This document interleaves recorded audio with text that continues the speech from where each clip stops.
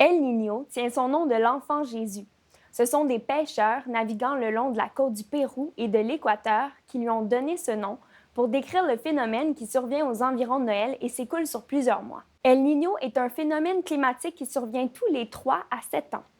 Il provoque incendies, sécheresses et même des ouragans. Mais à quoi est-il dû au juste?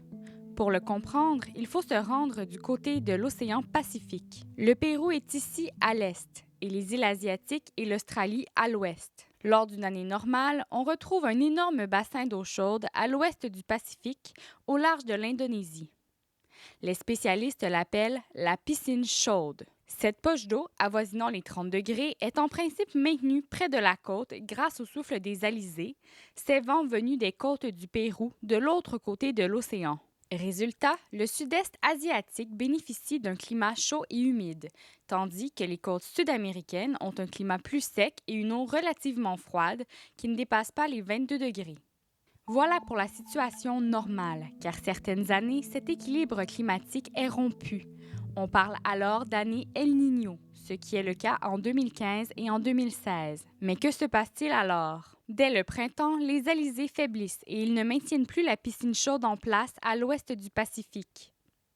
Celle-ci se déplace donc progressivement avec son cortège de précipitations vers l'Amérique.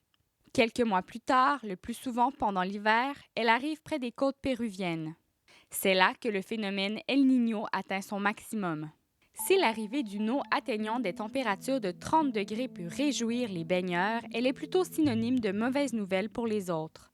Bien sûr que les régions qui sont autour du Pacifique vont être plus touchées que les autres régions dans le monde, mais on a quand même des impacts, je dirais, un petit peu partout. À savoir quel type d'impact, bien, c'est ça qui est assez difficile à dire parce que, comme je vous disais, c'est difficile à prévoir ce phénomène-là, mais en même temps, c'est aussi difficile à voir son évolution parce qu'on n'a pas des centaines d'années d'épisodes sur lesquels on peut se fier, on peut regarder, on peut comparer.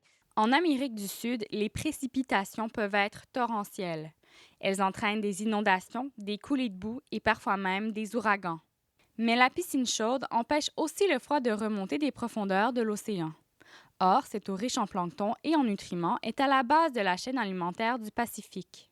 Conséquence, le poisson devient rare et des milliers de pêcheurs se retrouvent au chômage. Ce sont les pays en voie de développement des régions tropicales et subtropicales les plus vulnérables aux catastrophes climatiques qui sont frappés par les effets d'El Niño. Le gros problème du El Niño, finalement, c'est que les gens de différents pays ont des conditions climatiques qui ne sont pas les mêmes, qui ne sont pas normales, qui ne sont pas habituelles, et c'est là que ça cause des problèmes. Par exemple, les pêches peuvent être différentes parce que les poissons qui sont habitués dans une eau à telle température, ben, et la température est différente. Il y a de la sécheresse à des endroits où normalement c'est mouillé. Par exemple, la mousson en Inde va être déplacée en temps. De l'autre côté du Pacifique, le départ de la piscine chaude laisse une zone sèche propice aux incendies.